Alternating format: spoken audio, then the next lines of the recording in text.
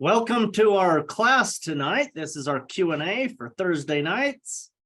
We're going to go ahead and get started. We'll get this recording going so that our YouTube friends can watch this later. I put up this picture here. These are just some fun things. I was going through my pictures and I wanted to share this with you. The picture in the background is the greenhouse right now. This is pretty much what it looks like at this time of year. Although I can see that there are some changes I've made in the last couple of months. It was probably about 2 months ago when I took that picture. And the bean poles, I'm just going to leave them there for a long time, maybe years. Just depends how long they last. Normally we take the bean poles out, but I'm excited to just leave them there. It's less work. The fun thing about those bean poles this last year is I cut a bunch of the willows green. I went out and I cut them and I brought them in. I put them in the ground the same day and they started growing. So a bunch of those are alive. Not all of them, but there's probably 10 or 15 out of 150 that are alive. So that's kind of fun. Okay, we're going to get started here. Today is February 23rd, and we are going to be talking about what we're planting at this time of year right now. So that is our discussion tonight. These are the 9 ways I help you grow food. I added a 9th one because I'm going to start doing a newsletter. So number 9 is a newsletter. And I don't know if I should call it a newsletter. I don't know what to call it. It's going to be a couple of short paragraphs about what to do. And I'm thinking this will be something I do probably weekly. I don't want to bombard people's emails and drive people nuts with crazy stuff. But I thought it would be helpful if I was just putting some information out there. So the way you get the newsletter, if you want it, is you would go to my website, which is on the bottom left of this screen, www.georgicrevolution.com, and there's a place there on the front page. Just scroll down on that home page and you can enter your email address there, and then that will go into my contact list so that you can receive information about what we are doing. And of course, a quick reminder, I have a YouTube channel. I have my weekly Q&A, which is what this is. I have Patreon, which has access to lots of posts about how to grow food. So if you're learning to grow food and learning the new techniques of soil health that we've learned in the last, 20 years, because a lot of science has been learned in the last 20 years.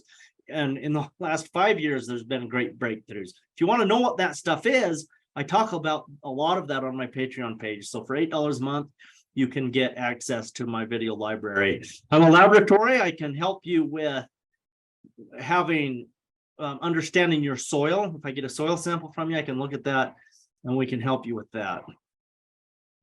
And then boot camp. I have a 3-day boot camp and I have a 17-week boot camp. So if you want to be serious about growing food, if you're on a gardening scale and you want to grow food and improve your gardening, come to my 3-day boot camp. If you want to do something along the lines of a career and understand the depths and the breadths of soil health, then you should come to my 17-week boot camp. For those of you who can't leave your lives for 17 weeks and live here on site, there is an online option to that. And of course, I'm available for consulting. And my book, super exciting because since last week, my book has come back from my proof editor. And so now I'm in the process of going through it one last time right before it gets typeset so that it can go to the publisher. So that is pretty exciting. This has been something I've been working on for decades. I've always wanted to write a gardening book, but it hasn't really come together until about a year and a half ago. I sat down and I thought, I have a message. I'm putting this in a book. And the writing of it came together pretty good because I had a pretty solid understanding of what I was doing. I didn't have to do a lot of additional research. So that was great. So I got the book done and it will be available to order very soon, which I'm really excited about. So let's move into our topic for tonight, and that is, what do you plant in your gardens in February and early March? Now, we have to understand the context of this, because if you have a greenhouse, it's going to be different than if you're gardening outside. And if you're in the southern states, it's different than if you're in the northern states or in Canada. But this is what I am planting at this time of year in February and March. And we are walking around in feet of snow right now.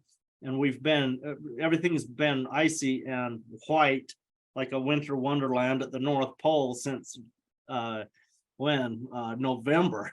So it's been a pretty long white winter, which is pretty awesome. So inside of the Wallapini style greenhouse, this is what we are planting right now, or will be in the next couple of weeks. So the list is here, and we can just talk about this. If you have any questions about this, we can open this up for discussion a little bit.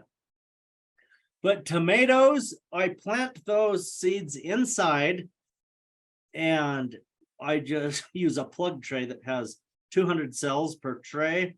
And then after they grow for about 4 weeks, I transplant them to a larger pot. I call that potting up. And then from that, they grow in those for about 4 or 5 weeks, and then I set them in the ground in the Wallapini style greenhouse. So that's how I do the tomatoes.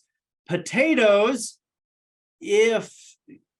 like I used to live in Missouri, in northern Missouri, very close to the Iowa border.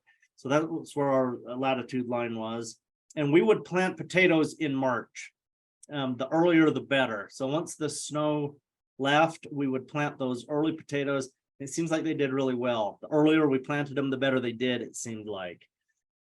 In our climate here in northern Nevada, where we're at the 6,000 feet, I plant my outside potatoes the end of May, maybe even the 1st of June. And then they're growing through the summer. But see, potatoes like cold weather, not freezing weather, but cool, cold weather. And we have cool summers here. If it gets to 100 degrees, it's rare where I'm living here in the shadow of the Humboldt Mountains. But I did plant potatoes today inside the Wallapini greenhouse. So I have 2 rows that are 80 feet long in the greenhouse. So that's pretty wonderful. And that will give us a crop that we'll be harvesting in the summer. Because, you know, we're going to eat all of our potatoes from last year's crop. We have a lot of bags of potatoes, but a lot of people are eating them. And we're probably going to run out sometime by June. So hopefully by July, the crop I planted today in the greenhouse will be ready to harvest. So that's one of the great things that I really love about the greenhouse, is we can keep fresh harvests going year round. Broccoli, cabbage, and cauliflower, and kale, all of those things I'm planting now. In fact, I have some little plants in here that are about 2 inches tall. So I planted those a couple of weeks ago, and those will be going in the greenhouse to mature in the greenhouse as food to eat. I probably won't transplant those into bigger pots. They go from a 200 cell tray directly in the ground in the greenhouse. And then peas, I direct seed those, meaning I don't put them in a transplanting tray. I just plant those right in the ground where I want them to grow. And in the greenhouse, we have that 10-foot tall stone wall that's 130 feet long. And I just plant it between the boulders in that stone wall. When I built the greenhouse, I didn't really think that I would grow edible food on there. I knew I would have some flowers and some herbs growing up there. But then the mice taught me, yes, mice as in rodents, they taught me that the peas would grow really well in that stone wall, because I planted a bunch just in the normal garden bed. And then I saw that the mice had got into those seeds. They were digging them up and carrying them around, which is always a bad thing. You don't want that to happen in your garden, but it did happen. And so I took those, the peas that they had, made piles of here and there, and I tried to do something with them. But then a couple of weeks later, I had 5 or 6 places in that stone wall where the peas were starting to grow. I didn't put any pea seeds up there. They didn't fall up there because things fall down, not upward. And so it was fun, and I just let them grow, and they did really well, and we harvested food from those pea plants. So the rodents taught me that that stone wall can grow a lot more food than I thought it would, which is pretty great. In fact, that's one of my highest views on YouTube is the rodent planted peas. I think it's on my wife's channel actually, but that's a fun one. There's been a lot of people watch that over the couple of years. Fava beans. When we think of beans, we think of hot weather crops, but favas, in some places they're called fabas, F-A-B-A. It's just different spellings around the world, but they're the same thing. So fava beans are a cold weather plant. They like the cool weather. All across the southern United States, they actually will use those as a green, like a cover crop. In the old days, we called it a green manure crop. We'd plow them under. Nowadays, we don't plow anymore, so we're just growing them, rolling them down, or even cutting them off. Different ways you can manage that. But they are a cool weather crop. They will grow really good if you get them planted at this time of year. And now, obviously, if you have ice and snow on the ground, you need to wait till that snow melts. But as soon as it melts, you can plant the favas. So fava beans would be just like, you would plant those the same times you would plant spring wheat. So as soon as you can get into the fields, that's when you'd plant those. Of course, strawberries, you can get those going at this time of year. If you get strawberry, plants that are growing, now is a good time to get those planted. But you got to remember context. If you're still having super freezing weather, it can kill your strawberry plants if you're transplanting them at this time of year. But in a greenhouse situation, get them in right now. Trees of any kind, fruit trees, nut trees, any kind of trees you're wanting to plant, February, March, a good time to get those in. The same with the blackberries, raspberries, grapes. It's a good time to get them in is right now. And of course, the grains, wheat, oats, barley, rye, any kind of cereal that you're going to plant, now is the time to do it. Herbs, and I have a big list of herbs here. I don't know that we need to talk about any of those specifically. If you do try to grow stevia, they like light to germinate, so don't cover those very much. You need to mist those 4 or 5 times a day to keep the seeds, to keep them moist, to germinate them. They do like light and to germinate, but if you don't cover them with soil, then they tend to dry out if you don't have a way to keep the soil moist. So if you can only water every 2 days, you're not going to be able to get your stevia to come up. Which reminds me, celery is not on this list. It should be, but celery is a good one to get going. And they really like light to germinate too. The seeds like light. So press those seeds down on top of your potting soil medium, whatever kind you're using, and then mist them. And even just a squirt bottle that you're, just on those 2 or 3 times a day to keep them moist will grow your stevia and the celery. A lot of people say, oh, I can't grow it. And when I start asking them why, they explain how they're doing it, and they're burying them, 1/4 of an inch deep, 1/2 an inch deep. Those seeds will stay there for 20 years until they see light, and then they'll sprout. So, but as far as rosemary, thyme, savory, usually it's better to do cuttings from a plant that has the really good flavors that you want, better than doing seeds. And then, of course, cilantro, it's pretty easy to grow. Chamomile's easy. onion chives and garlic chives, I like to just find a clump of those and divide them. So, I mean, you can plant them from seeds, it's fine, they'll do fine. But if you have a neighbor who has those growing, just dig a clump out of the ground, and you can, one plant coming out of the ground can sometimes have 70 or 80 little plants as you divide them, and you can get a great big bunch of those established, if those are the kinds of foods you eat. I kind of like to, encourage people to grow a lot of the herbs and to cook with them for two reasons. Number one, it really helps to enhance all the different flavors of foods. So it's funner to eat stuff when it has all the enhancements of the flavors.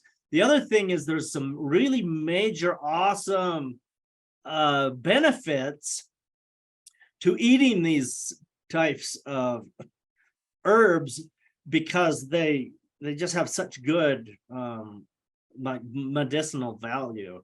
We don't often think of the culinary herbs being medicinal herbs, but they actually are. They're filled with all kinds of cool components, the chemical components. There's the sesquiterpenes and sesquiterpenes and sesquiterpenes. There's all these weird chemical things that make us very healthy and happy. Like some of these things, like chamomile, and there's other herbs that you can grow that actually will help to attract certain of the beneficial microbes that we want in our soils. And when we have these herbs just growing randomly in our other food production systems, I mean, even if you never eat them, but if you have them out there, they are helping to feed all of the insects and all of the different kinds of microbes that are in the soil, and it will help to keep your disease and pests away. So herbs are awesome on so many levels, but these are the things that I'm planting right now. Let me look and see if there's anything I'm not actually planting late February. I think everything is here. I did miss celery. It should be on this list, but it's not. So that is my quick update for tonight of what we're talking about. So now I'm going to open this up for questions. If you have any questions about anything, soil health, we can even talk about politics, which is a scary thing, but so you can type in the chat, you can unmute yourself and ask questions. So let's open this up for questions. I always like to end on the slide of what's coming up next. My spring boot camp is April 27, 28, 29, and I'm taking the applications for the 17-week course, which starts on May 27th. And all of this information is found at my website at the bottom of this page here.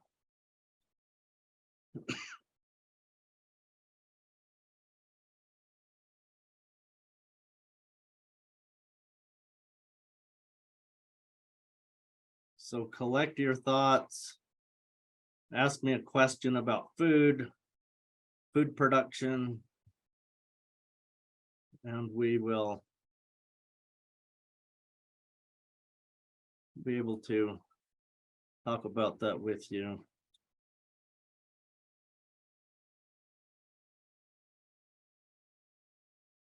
You talked about fava beans. William, this is Ron and Holly, I guess you see us now. Do you grow dry beans? Dry beans like pinto beans and black beans and stuff like that.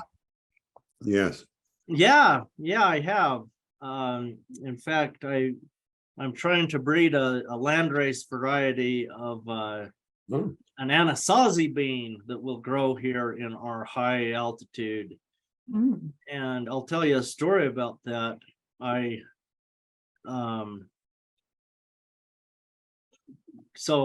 just started with some Anasazi beans that I bought to eat, and I planted them out here, and they were growing really well, and they looked good. But we only have an 80-day growing season here, and sometimes it can freeze every month of the year where we live, so it's kind of a harsh place. But it's a great place to breed new plants because of those conditions. Because the climate will weed out the weak genetics.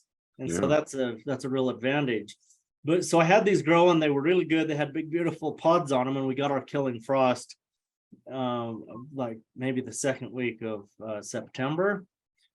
2 years ago, and it pretty much wiped everything out.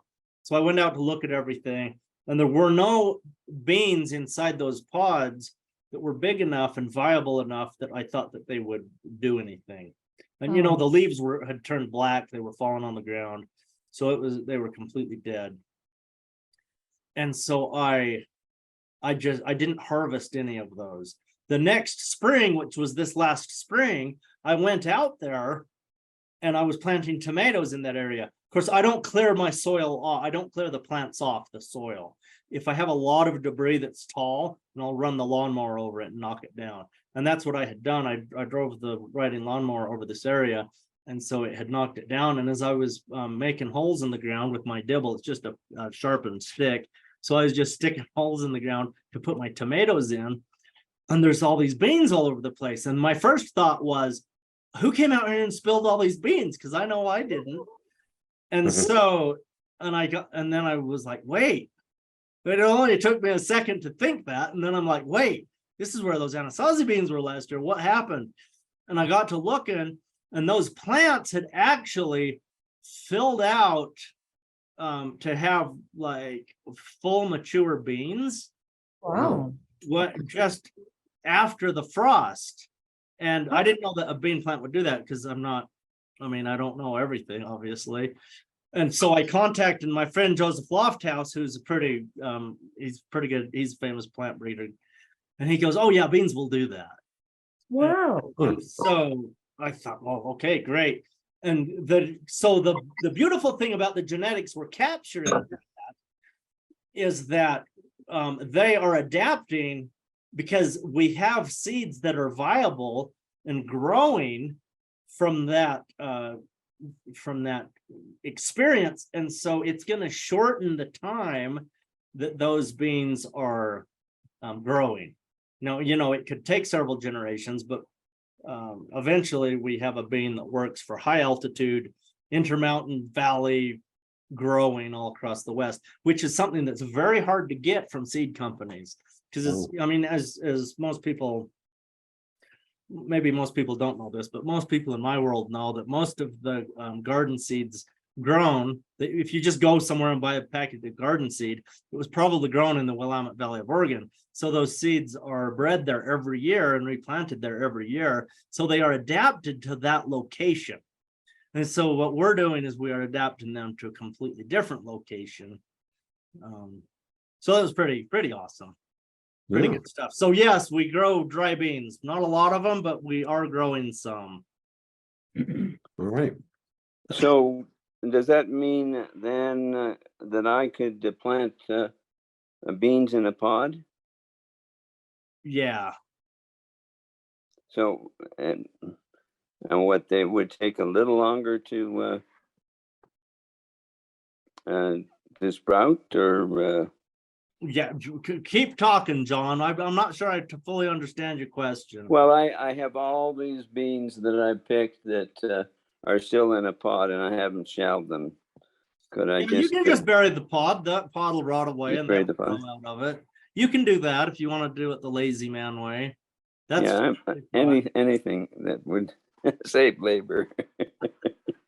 Yeah, it's okay. But just put those in a bag, like just a plastic Walmart bag, and then just get kind of violent with it and smash it up a lot. Those dried bean hulls, they'll just break up. It's pretty easy to get the beans out. You don't have to sit there and crack one at a time. Just, put them on top of the table and just crush them. Pretend you're a mad mama grizzly bear and just rah and smash those up, and you can get the beans out really quickly. Yeah, I'll get Melanie to do it. Yeah, there you go. Okay, we have a question here in the chat. I'm going to read this. So this says from Wilson. I live in Utah. It is snowing and cold still. What do you use as compost to get it ready for planting when the weather starts warming up? I have raised garden beds. What foods have you found best to grow in raised garden beds? If you have them, please. Thank you for doing these. I learn about you from Facebook and appreciate all you share with us as well. Well, thank you for getting on tonight and asking some questions. So compost is the first question. I make all of my own compost. If you're not in a situation to make your own compost, you can buy just any kind of a potting soil mix. You can certainly grow plants in that. The reason I make my own compost is I want to collect the beneficial microbes that grow in my area. And so if I buy a compost that was made 500 miles away, they may not have the proper microbes that would even grow in my area. So once I put the compost on the garden, it's not any better for the soil than if I would have just bought a prepared like a potting mix. So compost, the purpose of compost is to introduce beneficial bacteria to your soil. So that's what so when I hear the word compost, that's what the definition is. If you're just talking about a potting soil, you could just go to a garden center and buy pretty much the cheapest garden soil they have. And it usually has peat moss in it and different types of wood bark and stuff like that. So that would give you a soil to start with. But then you need to find somebody in your in your area who can make a good quality compost that's filled with really good bacteria, protozoa, nematodes, microarthropods, all of those guys. And you want to get some earthworms in there too to start fixing your soils. So hopefully that helps a little bit. Raised beds. So you can probably grow any kind of food in a raised bed. I think I've grown every vegetable known to man in a raised bed. If you have raised beds and you like them, you can plant anything in those raised beds and it will grow well for you. If you need more clarification to that, you can ask some more about that. But but that's my answer so far from the information you gave me. So thanks for asking. Okay, any more questions tonight?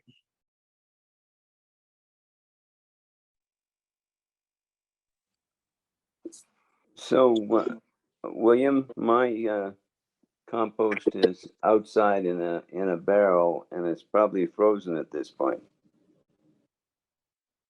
Although I do turn it every time I add some green, and I've been adding leaves all along as well as a brown substance.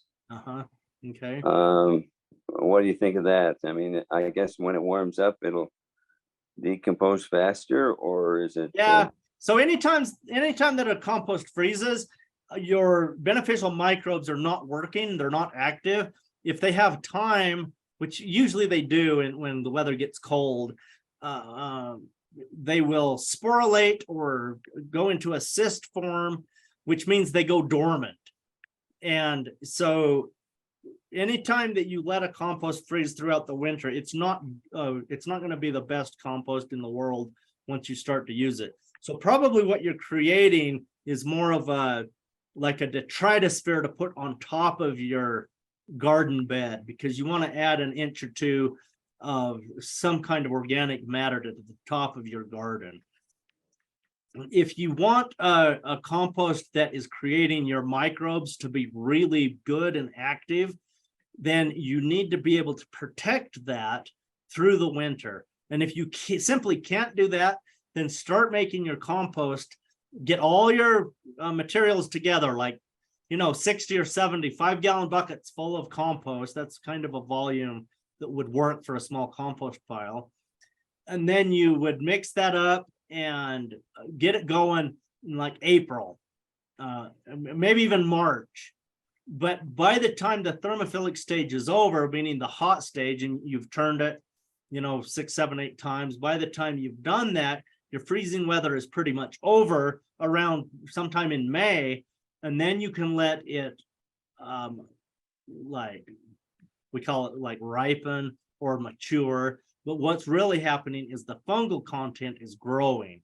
And that's when you add your earthworms, is when it cools off. So in May, you would let that happen. So you've got May, June, July, August, September. So you have 5, 6 months without freezing weather. And then you could use it at that time to get it into your soils. But I mean, I didn't want mine to freeze at all, so I made a big root cellar to keep my compost in. So I have a big shipping container that I buried it with a backhoe, and it doesn't freeze in there, and that's where I winter my compost, because I usually like to introduce all those microbes in the springtime. But see, this isn't something you have to do every year. A lot of people say, man, that seems like so much work. I don't know if I can do that every year. You don't have to do it every year. You can, once you get your soil functioning and it's working, then you can just maintain it for 20 years, for 50 years without ever making compost again. You know, and you would do that by keeping the microbes fed that are in the soil. And just remember that they have two food sources. All your good microbes have two food sources. One is the dead, dying organic matter on the top of the soil. That's what we call the detritosphere. And then the other food source are the exudates that come out of living root plants. That's why you always want to keep a living root in the soil. And so once your soil is functioning, and even with the worst soils on earth, it takes 3 to 5 years to fix them. So if you have a pretty good soil already, you can fix this sometimes with 1 or 2 applications of a good compost extract.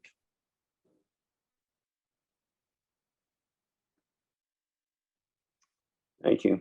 Okay, so Wilson said again, do you plan on doing a Zoom meeting on learning how to do permaculture gardens in the future, please? I could probably certainly do that, talking about the 7 layers of plants and permaculture design. I'd get into a lot of that in my 17-week classes in my spring boot camp. So if you need to know that information right away, sign up for a class. Go on to Patreon and I talk about that. $8 a month, I can get into that. I don't really have that on the schedule for a Zoom meeting like super soon, but we can, yeah, we could do that.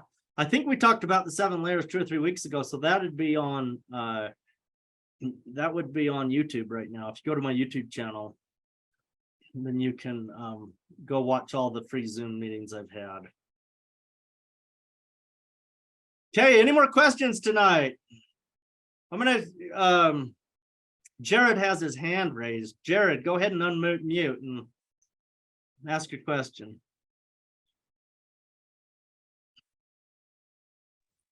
There we go. All righty. You said politics was wide open, so let's tell us your opinion about food security, William. I shouldn't have said that. I know you got yourself in trouble. So our current state, I know you go to the grocery store and you're paying like $10 a dozen for eggs, almost $1 an egg, sometimes more than that in our little community. And no, I think it's real that we could be facing a food crisis. So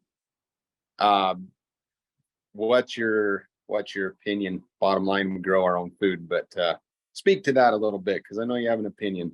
Oh boy, I have an opinion. Okay, so here's the deal on food security. Oh man, where do I start for a 1-minute answer? This is a 3-semester class you've opened up. Let's look at it from a historical point of view.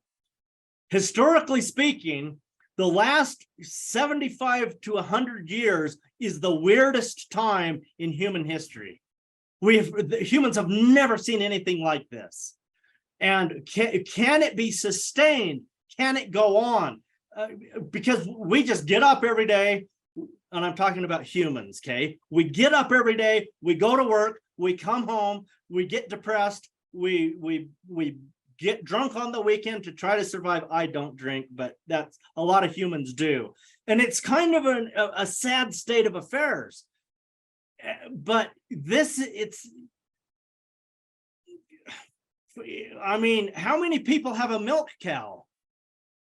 Because 75 years ago, everybody had a milk cow. I mean, maybe not everybody. Let's go back to 90 years ago. Everybody had a milk cow. How many people have a flock of chickens in their yard? Well, there's a lot more, but it's interesting because a lot more have chickens now than 10 years ago, but not that many more people have a milk cow. So some of these things are starting to come back. My point of looking at history is that we think that our human existence is normal. It's not normal. Joel Selton wrote that book, said, folks, this isn't normal, which is a funny title. I don't know. Can we sustain the standard of living we have now? Here's one of the biggest problems humans are facing right now. And it is population collapse, not from disease, although coronavirus apparently killed a lot of people. It's not from it's not from heart disease. It's not from cancer. That's not what I'm talking about. I'm talking about the simple mathematical numbers that people have not been having kids for a long time. Our family sizes are much smaller. If I have 1 million people up here, let's start with 2 million.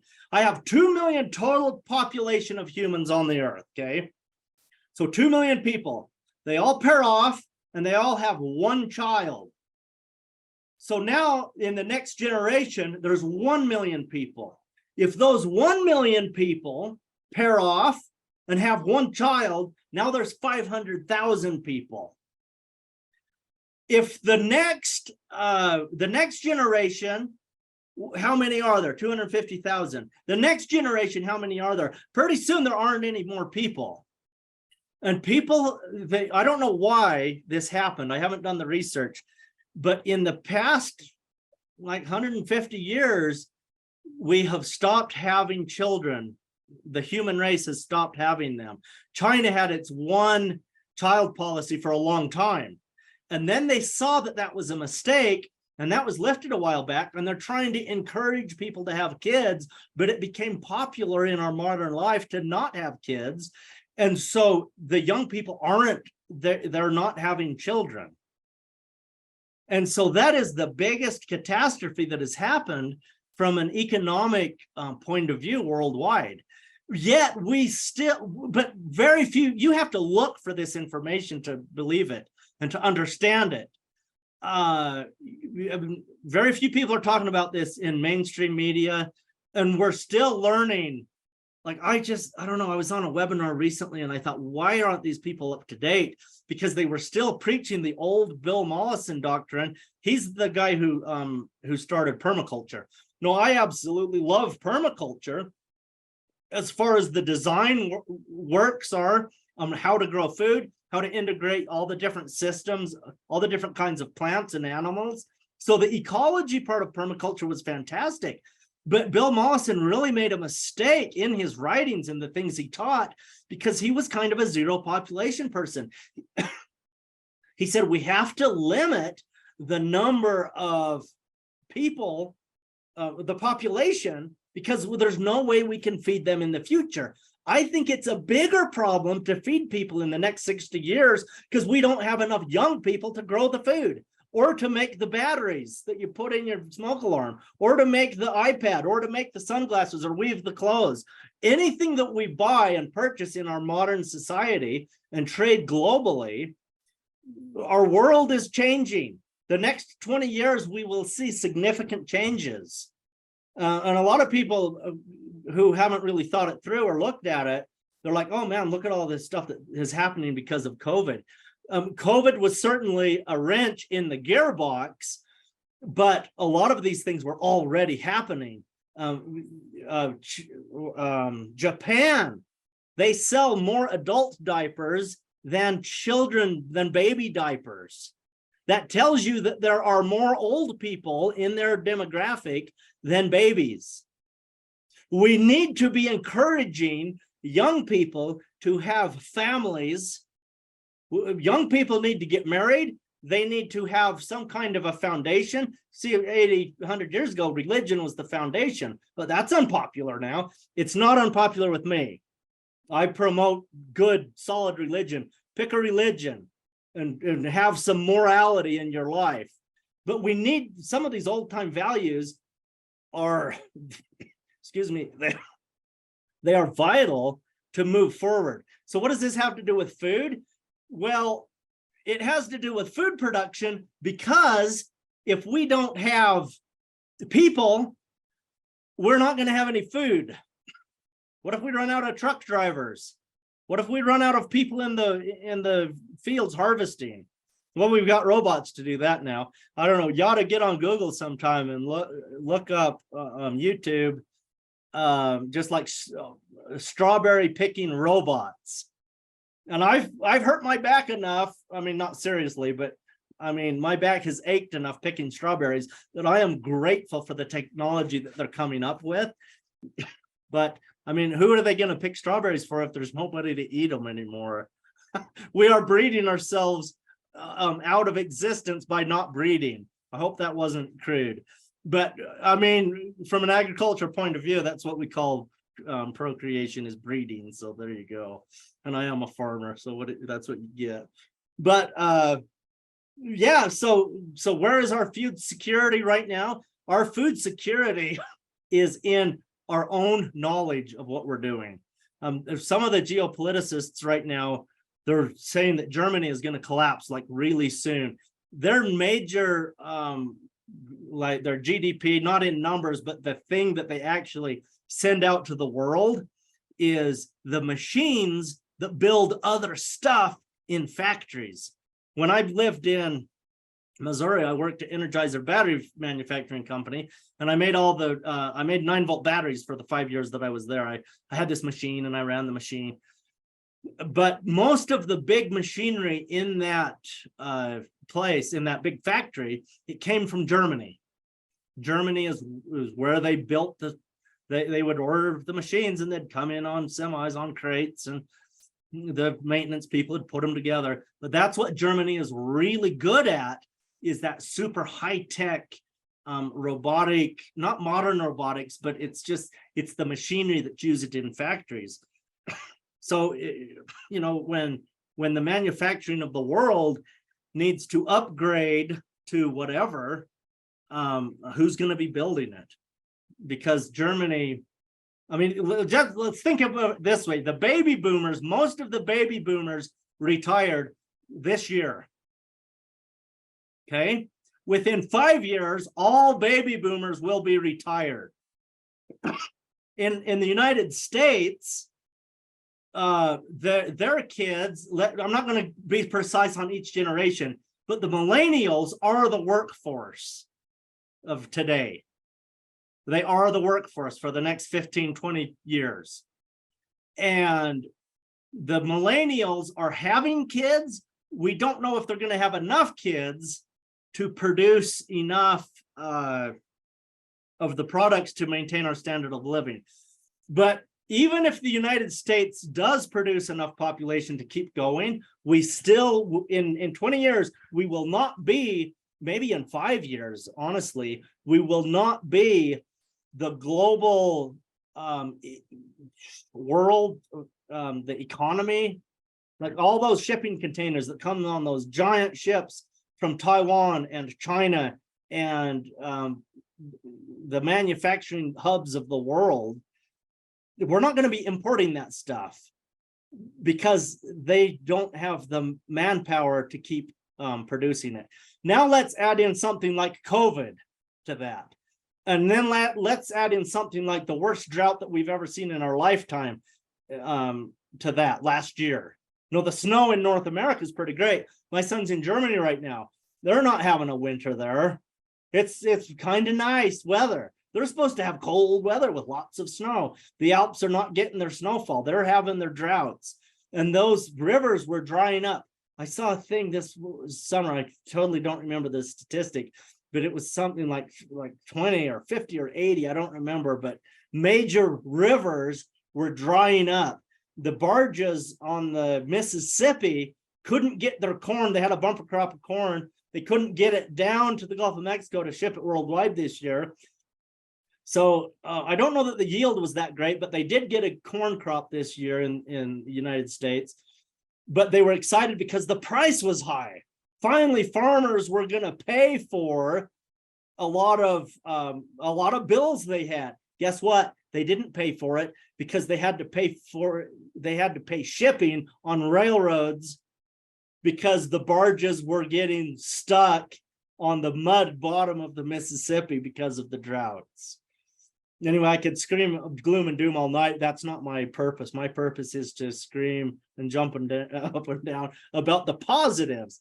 So the negatives in the world create opportunity. But if we don't have the skills and knowledge to fill the niches that open up when the world changes, and the world's changing rapidly, then we can't produce the food. We can't produce the things that people need.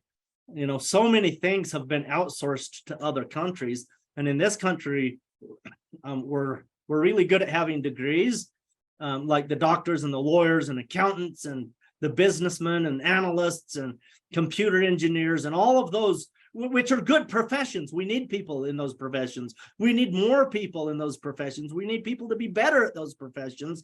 But what we don't have is enough people in the professions that we have learned to look down upon. We don't have people being plumbers and electricians and food producers and mechanics. When was the last time you told your kids in this group? You probably have told your kids this, but just think about the wide American world. But when was the last time we said to our children as Americans, go be a plumber? Boy, what a great world that could be. I was years ago, it's been probably been 20 years ago. I went to Kansas City to hear a church leader talk. His name was President Hinckley, Gordon B. Hinckley. You can look him up online. But I went down there to Kansas City. I was living in Missouri at the time, so we drove for a couple hours, went to this big auditorium, and there's thousands of people in this huge auditorium. And the president of the church comes in, and he's giving this talk about being the best person you can possibly be in life, which is what the world needs for sure. It was a great message then and now. And then he said, if you choose to be a plumber, be the best plumber you can be. And the crowd laughed as if he had made a joke. And I was sitting there, and I'm really glad I didn't laugh, because I thought that is a noble thing. I'm glad he said that. But 98% of the people laughed because it was kind of funny. From our culture, it was kind of funny. He kind of stopped the flow of his talk, and he said, wait a minute. And he held up his finger, and he said, wait a minute. I'm not joking. And everybody got really hushed. And, wow, sorry, we laughed. And he said, I'm not joking. Imagine a world without plumbers. If you want to live a great life, and you want to be a plumber, be the best one you can. And he went on with his talk, and he talked about being a plumber, an electrician, just anybody in the trades. So like 3 years ago, I was at a family reunion, and one of my just family members were talking, and a brother-in-law who's a lawyer, he makes pretty good money, works for a huge firm. He said, we wanted to build a deck on the back of our house. We had to call like 40 people, 40 different construction places. And this was in Michigan.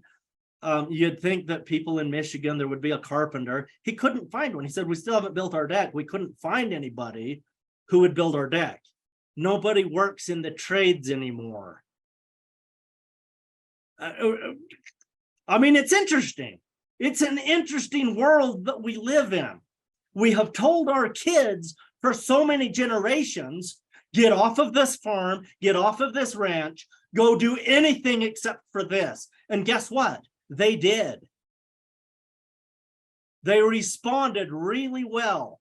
And now we're worried about food shortages in the world. And what we're really doing is we are just reaping what we have created. You know, we put people in prison. What was that classic? The kings and the nobles of the land, they create this population of poor people who are beggars and thieves and all this stuff. And so the aristocracy, they create this class of people, and then we take that class of people and put them in prison. Yet we're the ones, we create it, and then we punish them for being what they are. And that's kind of what we have done, but we didn't know what we were doing. I'm not blaming my parents. I'm not blaming anybody in the last 5 generations of Americanism. I don't think we knew what we were doing. What we wanted was for them to have a successful life. And that's a fantastic thing for any parent to have their kids be. But now, where are the farmers? See, we can go into any grocery store right now and pretty much get food, but as Jared pointed out in his question, where, I mean, it's $10-12 for a dozen eggs when we're used to paying a couple of dollars. So eggs probably should be $1 a dozen, but we're not used to it, and it hurts and it's painful. But if we want really good, healthy, awesome food to eat, then we better start supporting local farmers. Just like when we need a lawyer to help us with a legal issue, we will hire a lawyer. When it's tax season and we have a complicated business, it's really nice to have an accountant to help us figure out all those numbers. And so we support these kind of people. And so I think that in the next 15 years, it's going to be a great time for young people to get into agriculture, and they start producing agriculture, and I don't care what kind of agriculture you're in. If you're vegetables, to your local communities, if it's grain, to maybe a broader community, but it needs to be more of a one-on-one, like an entrepreneurial venture where you have a farmer who's a professional in the community and everybody respects them as one of the high-class members of the community. And we need to stop looking down on those kinds of people. There may be a great equalization coming, and where the rich and the poor are no longer. I don't know. That could happen. The snobs and the peasants are suddenly going to be best friends because they have to be. Anyway, boy, I'm ranting and raving about that. Jared got me going. So I don't even know if I answered his question, but his question was, how do I see food security in the future? If you know how to grow your own food and you have a community of people who produce food, and not a commodity that you sell that goes away, but if that food stays in your community, it's going to be great. There's going to be challenges with that greatness. I mean, how far do you have to take beef to be butchered? Or are you driving 50, 100, 200, 500 miles to a butcher shop? Somebody in your community ought to start a butcher shop. There's one that started up just across the mountain here, a local butcher shop. I think that's fantastic because during COVID, people couldn't even get their animals in to be butchered. They're like, well, yeah, we have beef to sell, but it's hard to sell it because there's no butcher. And so my neighbors across the mountain here, they just said, okay, and they started a butcher shop. Now there's a local butcher shop here. That's the kind of innovation and entrepreneurial spirit that needs to be happening with the young people. And we need to know that we can do this without having to run to Home Depot to buy a bag of Miracle-Gro to make it work. We need to understand the reality that we can create a functioning soil pretty quick within 3 to 5 years on bad soil. And we just need to be doing the right things and managing the soil properly so that soil will grow the food without fertilizer, without pesticides, without herbicides. And when we don't have to buy anything from somebody who's going to charge us whatever, like giant prices, that makes it impossible. When we can get our soils to the point where we can grow stuff, then we are self-sufficient and we have food security.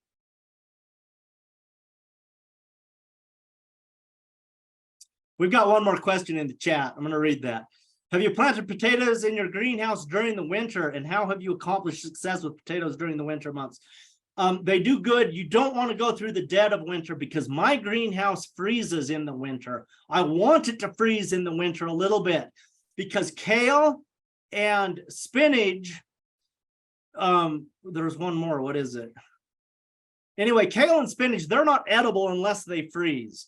Everybody, that was a joke. They're certainly edible and they are nutritious, but once you taste them after they have frozen, carrots was the third one.